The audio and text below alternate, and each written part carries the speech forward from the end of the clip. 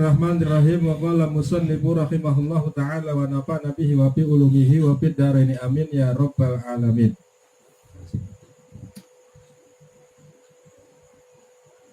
Bismillahirrahmanirrahim. Qala Rasulullah sallallahu alaihi wasallam, udhkuru mahasina mautakum wa kuffu an masawihim. Rawahu at-Tirmidzi an Ibnu Umar. Artinya telah bersabda Rasulullah sallallahu alaihi wasallam, udhkuru, sebut-sebutlah, ingat-ingatlah, mahasina mautakum, kebaikan-kebaikan orang yang meninggal di antara kalian, wa kuffu an masawihim, dan tahanlah dari menjelek-jelekannya, artinya jangan menjelek-jelekannya. Rawahu at-Tirmidzi, hadis riwayat Imam at-Tirmidzi an Ibnu Umar, sumber dari Ibnu Umar. Ini hadis yang kita pelajari malam ini merupakan salah satu bentuk kepedulian baginda Nabi terhadap orang yang udah meninggal, di mana beliau yang pertama perintahkan kita agar kita selalu menyebut-nyebut kebaikan-kebaikan, ingat-ingat kebaikan-kebaikan orang yang udah meninggal. Ya. Supaya apa? Supaya menambah ringan siksaannya, dan bahkan bukan hanya itu, dapat menambah kenikmatan orang yang sudah meninggal. Di samping itu, selain baginda Nabi perintahkan kita selalu menyebut-nyebut kebaikan orang yang sudah meninggal, beliau juga perintahkan, larang kita agar jangan menyebut-nyebut, mengingat-ingat keburukan, kejelekan orang yang udah meninggal, karena itu dapat menambah siksaan bagi mereka di alam kuburnya. Terdapat sebuah hadis sahih riwayat Imam Bukhari dan Muslim. Anas ibn Malik bercerita, pada suatu hari baginda Nabi kumpul bersama para sahabat-sahabatnya. Tiba-tiba lewat sekelompok orang sambil mengusung jenazah. Lewat di depan Nabi dan para sahabat. Kemudian para sahabat memuji kebaikan jenazah tersebut yang sedang diusung. Rasul hanya berucap wajib. Selang beberapa jam kemudian muncul lagi sekelompok orang mengusung jenazah membawa mayat. Lewat pula di hadapan Nabi dan para sahabat. Apa yang diucapkan para sahabat ketika mayat yang diusung yang kedua kalinya lewat? Ya, para sahabat tersebut membicarakan keburukan jenazah tersebut. Rasulullah ketika mendengar para sahabat berucap, Rasulullah hanya berkata wajib. Ya. Umar bin Khattab heran, bingung. Saking heran dan bingungnya, akhirnya Umar bin Khattab penasaran, nanya sama baginda Nabi. Ya baginda Nabi, ya Rasulullah, kata Umar bin Khattab, apa maksudnya tadi dua kali mengucapkan wajib? Apa jawab baginda Nabi? Wahai Umar, kalian yang pertama ketika jenazah diusung oleh orang banyak, kalian berkata memuji kebaikan jenazah tersebut, maka wajib baginya masuk surga. Sedangkan ketika jenazah yang kedua diusung lewat, kalian berbicara keburukannya, kejelekannya, maka wajib baginya neraka. Rasul kemudian bersabda, antum syuhadaullah fil ardi, kata baginda Nabi, kalian adalah saksi-saksi Allah di muka bumi ini. Jangan sembarangan ya kita ketepatan melihat, atau saudara kita di kampung kita ada yang meninggal, wah yang meninggal samburan gledek, mati biarin dah. Jangan begitu. Jangan ngucap jelek. Intinya yang hadis kita pelajari malam ini, ya, gampang banget kalau pengen ngeringanin siksa orang yang udah meninggal dan menambahkan kenikmatan-kenikmatan orang yang udah meninggal di alam kuburnya, yaitu gampang banget dengan menyebut-nyebut kebaikannya, mengingat-ingat kebaikannya, kalau perlu sambil madep ngulon, sambil madep ngetan, sambil madep bekidul, sambil madep balor, ingat-ingat kebaikan orang yang udah meninggal. Contoh misalnya emak kita atau bapak kita, ya Allah, bapak saya jasanya kalau saya ingat sewaktu saya masih kecil, ojek pergi pagi pulang sore, seumpama ya nggak keukur jasa orang tua saya, kagak kebayar jasa orang tua saya. Jangan begitu doang, ucap Al-Fatihah untuk orang tua. Kurang puas karena kita mengingat jasa orang tua, mengingat kebaikan-kebaikan orang tua, lalu kita kurang puas baca Fatihah sendiri. Besok saya berjanji kalau punya duit saya mengundang orang banyak, bikin selamatan atau bikin acara tahlilan. Oh, begitu caranya. Dengan mengingat-ingat, menyebut-nyebut kebaikan-kebaikan, ya, orang-orang yang udah meninggal, entah itu orang tua khususnya, paman, saudara, pokoknya siapa aja yang kita anggap saudara, itu kalau kita ingat-ingat kebaikannya, maka akan memperingan siksa alam kuburnya. Bahkan bukan hanya itu, akan diberikan kenikmatan-kenikmatan di alam kuburnya.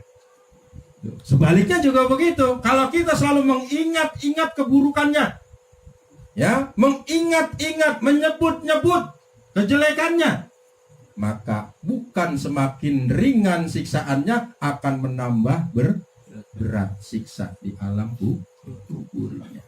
Emang paling enak jadi ahli sunnah wal jamaah, ya, paling enak jadi orang ahlu sunnah wal jamaah. Makan terus di mana tempat, agak kenal krisis moneter, tuh ahlu sunnah wal jamaah. Agak kenal krisis. Kenapa? Karena ahlu sunnah wal jamaah itu punya departemen-departemen yang menangkal bahaya lapar. Departemen tahlilan, departemen mulidan, departemen mi'rojan, departemen selamatan, departemen nuju bulanan, departemen hitanan, departemen roahan, departemen haul. Pokoknya asal mau datang, nimbrung, mau ikut, di mana ada acara tahlil, di mana ada acara maulid, di mana ada acara haul atau roahan, pasti makan pulang gua besek, benar? Apalagi kalau sampai gelarin tikar, bantuin nyapuin, bantuin capek panitia atau keluarga yang punya acara, pasti bukan hanya makan pulang, gembol.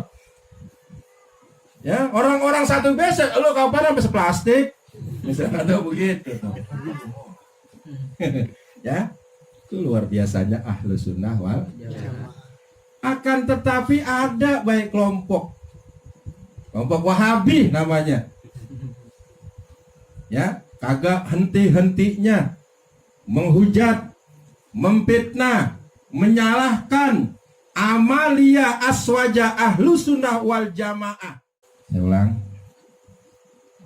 Akan tetapi ada aja kelompok yang enggak henti-hentinya menghujat, memfitnah, menyalahkan amalia atau amalan aswaja ahlu sunnah wal jamaah. Yang paling mereka kelompok Wahabi salahkan, sering mereka hujat, sering mereka salahkan adalah tahlilan. Ini sering mereka hujat, ya. Ini yang paling banyak mereka hujat, paling banyak mereka salahkan, paling banyak mereka fitnah. Bahkan mereka beranggapan bahwa acara tahlilan itu tidak ada dasarnya. Bahkan mereka sampai beranggapan bahwa tahlilan itu dasar dalilnya adalah dari kitab agama Hindu. Tuh. Ya. Amalan kita tahlilan, kata orang Wahabi, ini dasarnya diambil dari kitab agama agama Hindu. Sejak kapan orang Hindu ada tahlilan? Tunggu tanya. Ya, sejak kapan orang Hindu bikin mulidan? Pernah dengar? Nggak pernah dengar. Amalia Ahlus Sunnah wal Jamaah salah satunya tahlilan, ini ada dalilnya, ada dasarnya. Kagak percaya, coba lihat di kitab ya Al-Hawi Lil Fatawi Juz 2 halaman 198. Di situ diungkapkan yang pertama sabda baginda Nabi, ad-du'a'u was-sadaqatu hadiyatun ilal mauta. Doa dan sedekah itu hadiah kepada mayit. Itu yang pertama. Yang kedua, Sayyidina Umar berkata dalam kitab Al-Hawi Lil Fatawi Juz 2 halaman 198, Sayyidina Umar berkata, sedekah setelah kematian, artinya setelah mayat dikubur, itu pahalanya sampai di hari ketiga. Sedekah di hari ketiga, itu pahalanya tetap kekal sampai di hari ketujuh. Sedekah di hari ketujuh, itu pahalanya tetap kekal sampai di hari ke-25. Dan pahala di hari ke-25 itu sampai kekal ke hari ke-40. Dan sedekah di hari ke-40, itu pahalanya sampai di 100 hari. Dan sedekah di 100 hari, itu pahalanya sampai di setahun. Dan sedekah di 1 tahunnya mayat yang dikubur, itu sampai kepada 1000 hari. Dalilnya, kitabnya Al-Hawi Lil Fatawi Juz 2 halaman 198. Bahkan Imam Tawus itu berkata, orang mukmin itu mati difitnah selama 7 hari di dalam kuburnya. Makanya kata Imam Tawus, para sahabat gemar, senang ya menghidangkan makanan untuk mengganti hari-hari yang 7 itu agar terhindar daripada fitnah kubur. Kenapa? Karena orang mukmin itu difitnah di kuburnya selama 7 hari, sedangkan orang munafik itu selama 40 hari difitnah di dalam kuburnya. Kita nggak tahu kan, saudara kita munafik apa kagak? Nggak ada bedanya orang mukmin yang benar sama orang munafik. Nggak ada bedanya. Ini ngumpul begini bareng rapi-rapi, mana yang munafik, mana yang benar? Ya, kita kata bener banget, tahu-tahu jelek banget akhlaknya, perilakunya. Tuh, amalan yang amalia kita yang sering disalahkan. Itu dalil tahlilan dari 1 sampai 7 hari. Ya, pahalanya terus nyambung. Bahkan ada beberapa hal yang dapat mendatangkan manfaat bagi orang yang udah meninggal di dalam kuburnya. Baik yang matinya itu baru maupun yang matinya itu udah lama. Apa yang pertama? Doa. Yang kedua, istighfar.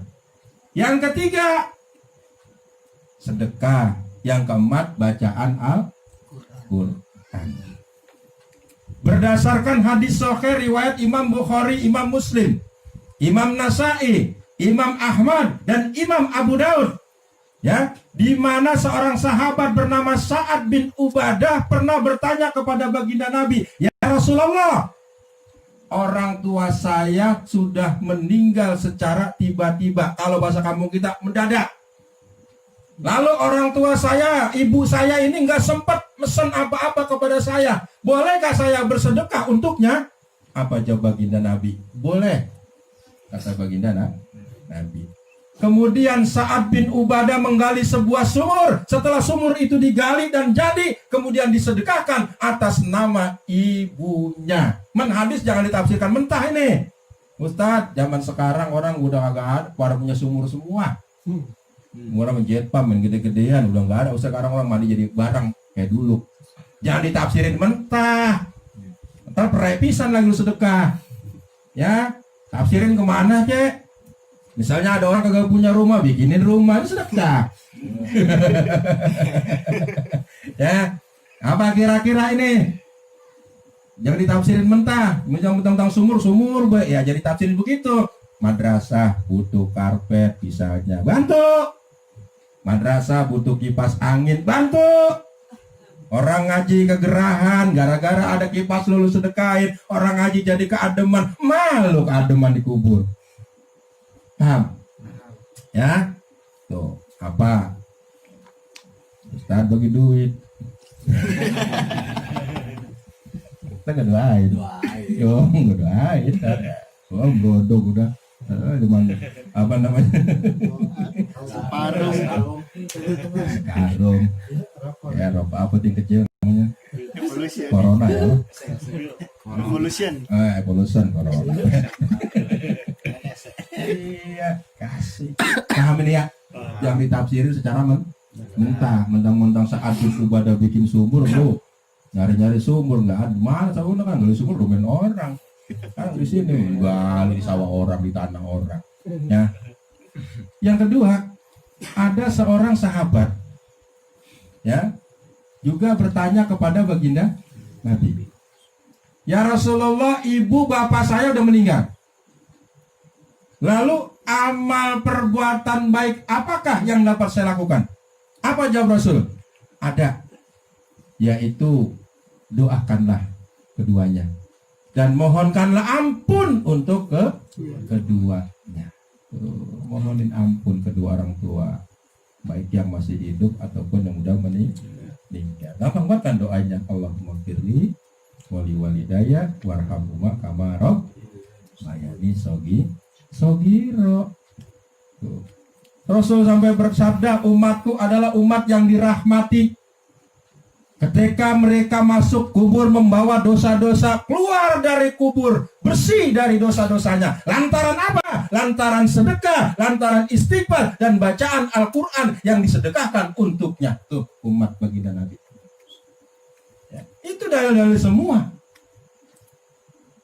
Untuk acara tahlilan, sedekahkan, itu semua merupakan dalil bukti bahwa kiriman-kiriman doa, istighfar, sedekah, bacaan-bacaan Al-Quran itu sampai kepada orang yang udah pulang ke rahmatullah.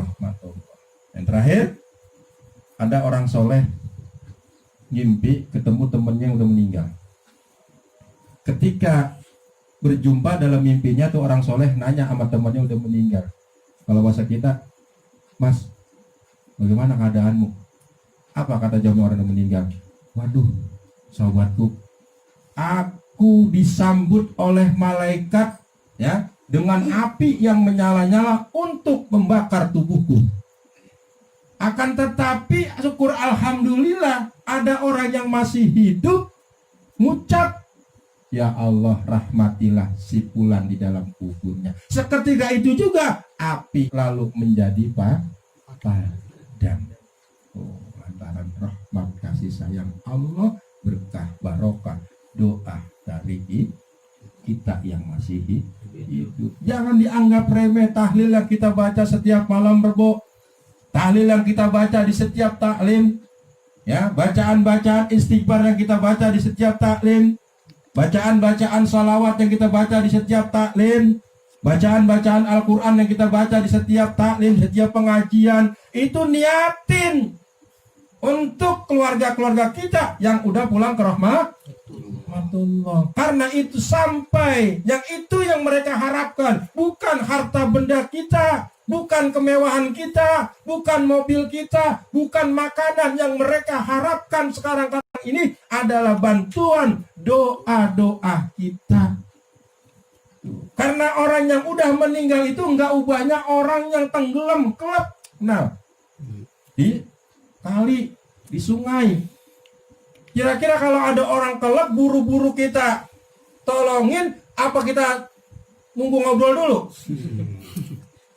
Tolong dulu Pak, satu batang lagi nih, sayang wah.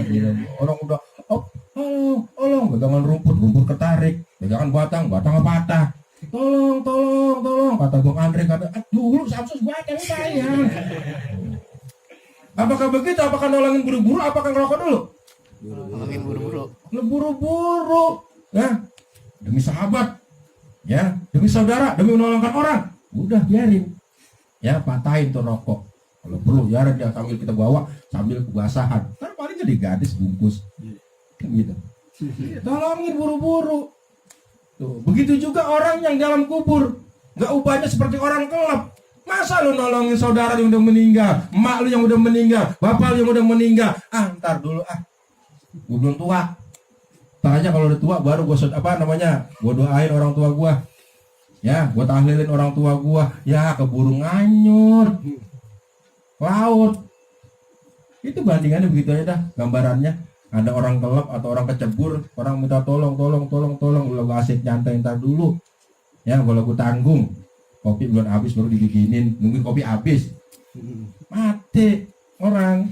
Tuh, begitu juga orang tua kita ngarap-ngarap yang diharapkan sedekah dari kita, anaknya, doa dari anaknya, mohon ampun dari anaknya. Kita yang diharap-harap malah asik nyantai, entar kalau gua udah tua baru gua tobat, baru gua ikut ngaji taklim. Entar kita digituin juga sama anak kita. Ya, dulu lu waktu masih muda lu begitu, sekarang lu digituin juga sama anak lu. Ya, ini bisa terjadi.